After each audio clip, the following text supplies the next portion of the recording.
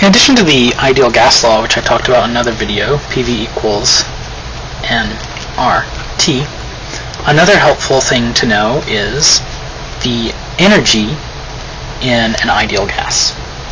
So let's say I asked you to find the translational energy, translational kinetic energy, in an ideal gas. So the translational kinetic energy, let's call that T. No, that's bad, that's for temperature. So let's call it KE translational, is 3/2 nRT.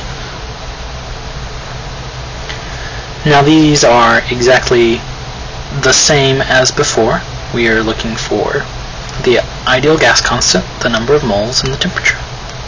So let's do a specific example. Let's say that I want the translational kinetic energy of 0.8 liters of oxygen gas at 1 atmosphere and 0 degrees Celsius. I can't just start plugging in. First I need to know the number of moles of oxygen. So you could go look this up, how many moles of oxygen are in a liter, or how many liters of oxygen are in a mole. I happen to quickly find that there are 22.4 liters of O2 gas in 1 mole. So if I want to convert 0.8 liters, that means I need liters on the bottom of my conversion factor. I want to get moles out, so 1 mole is 22.4 liters of O2 gas times 0.8 liters, and that is how much O2 I have.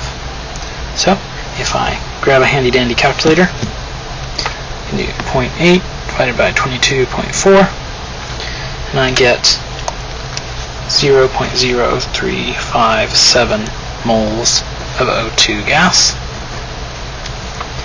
And then R, well, I'm looking for energy, and I tend to think about energy in joules. So I need to look up the ideal gas constant in a unit system that will give me joules. And if I go look that up, I see that the value for joules, moles, and Kelvin is 8.314 joules over mole Kelvin. Okay, so now I think I'm ready to go, because 0 degrees C is 273 Kelvin, which I also have another video on temperature scales, if you're confused about that. So my translational kinetic energy is 3/2 times 0.0357 moles times 8.314 joules per mole Kelvin times 273 Kelvin. If I multiply all that out, I get 122 joules.